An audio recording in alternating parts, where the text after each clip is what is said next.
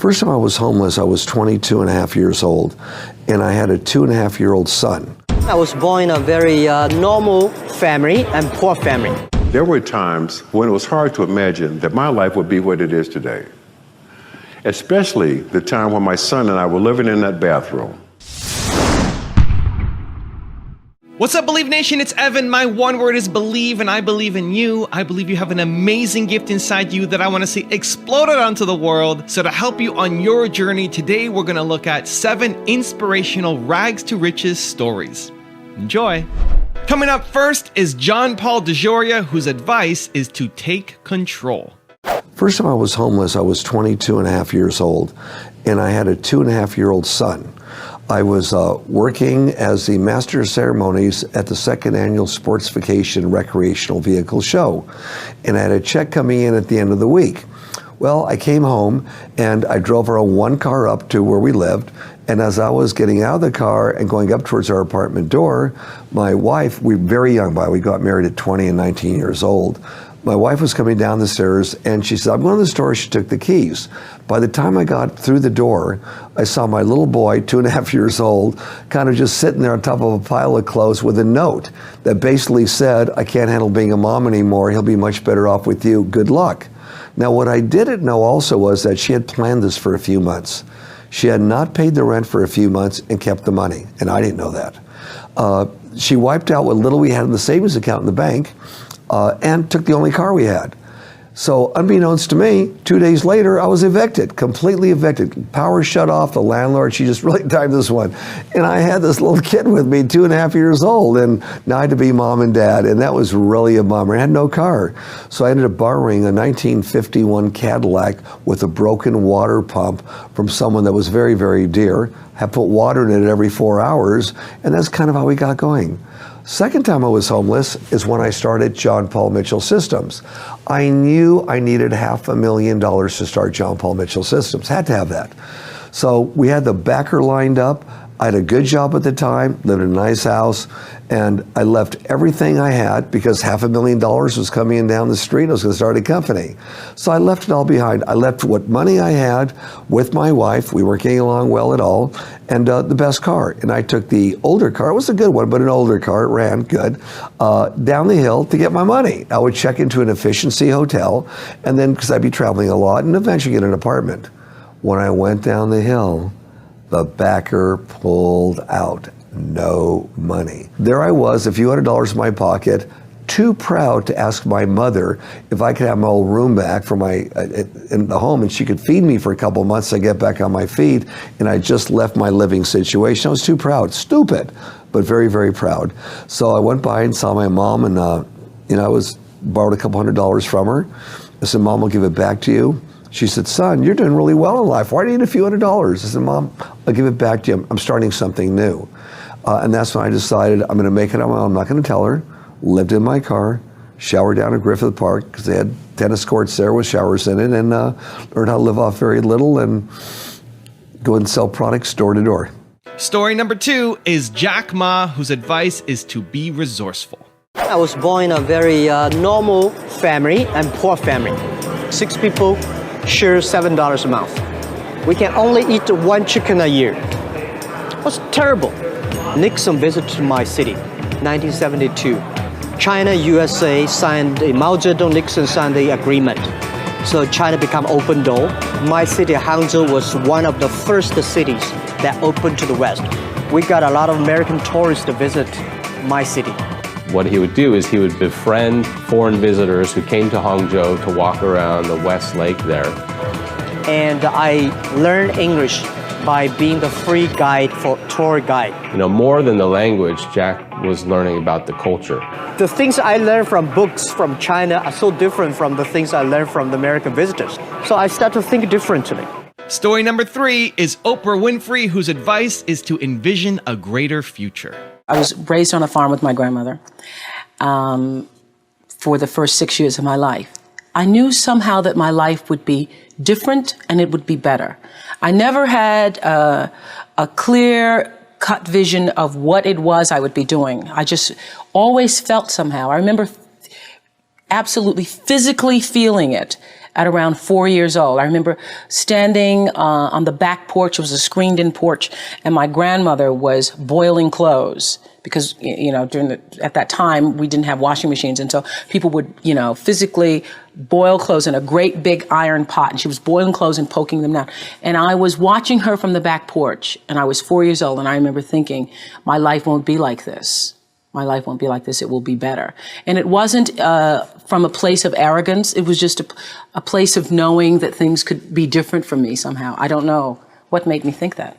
Story number 4 is Chris Gardner, whose advice is to own your life. As jarring and strange as change can be, there were times when it was hard to imagine that my life would be what it is today.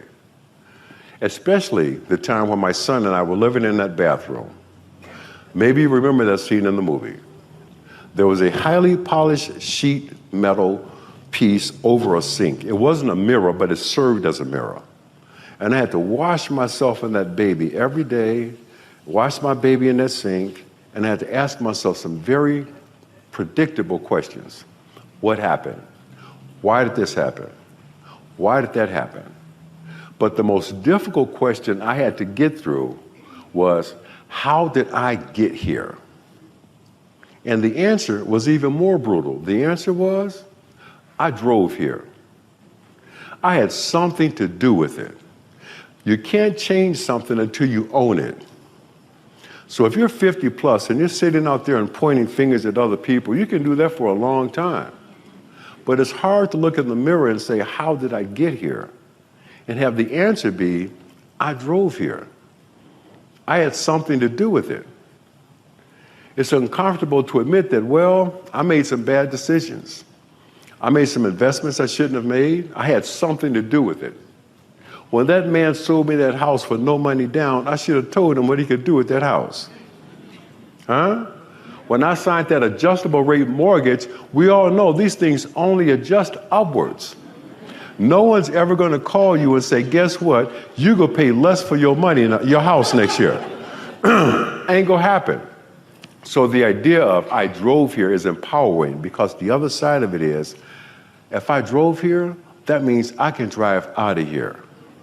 I have to own it. In that bathroom, I finally had to understand what my mama used to say to me when she would say, boy, the cavalry is not coming. Ain't no backup.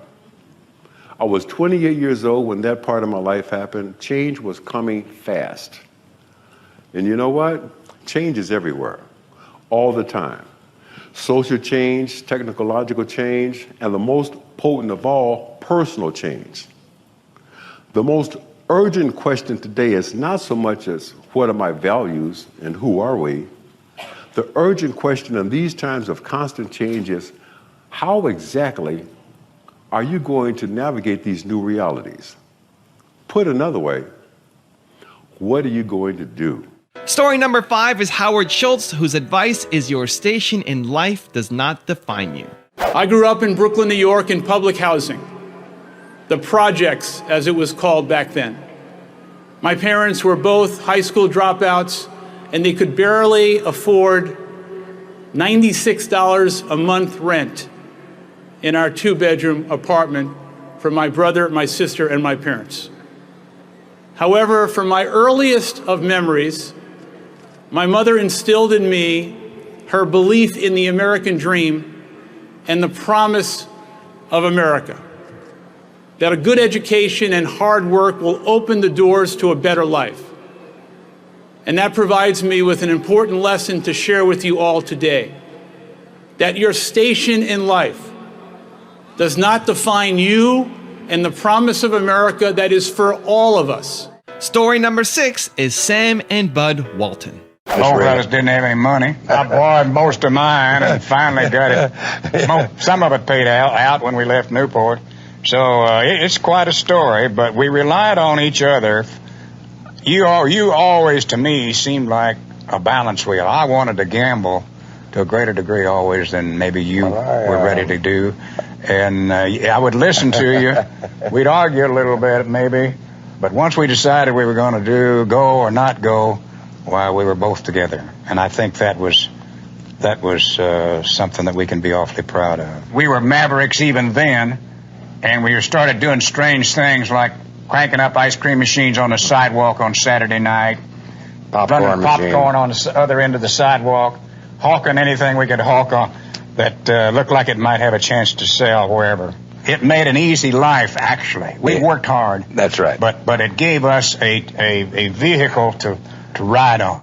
And story number 7, the last one before a very special bonus clip, is Conor McGregor, whose advice is to make it happen.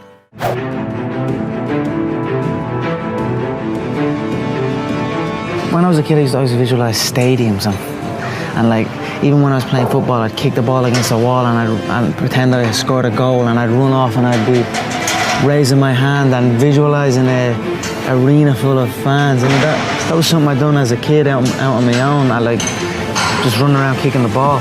So I always had these visions of something, but I just didn't know what it was. And then I suppose when I came to these events and I started training MMA and then came to an event, it was like, okay, this is it.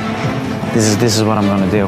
And then now I'm doing it. But did you ever have, let's call it a normal job, Conor, a 9 to 5? Mm-hmm. Yeah, because the Irish thing is to get into a trade straight away. I was no different. As soon as I finished school, I was always getting pestered. What are you doing with your life? You're doing this, doing that.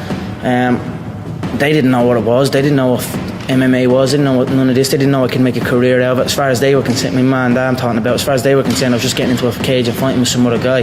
They didn't know nothing about it. No one did, really. But I knew. You know what I mean? I knew. But and then I ended up getting a trade just to keep them quiet, because I used to have a lot of fights with my dad. What trade did you get? I ended up getting a trade as a plumber. How bad was that? The plumbing? Yeah. Horrendous. Were you actually in the trenches? I mean, it was an industrial. Ooh. So it'd be like building this.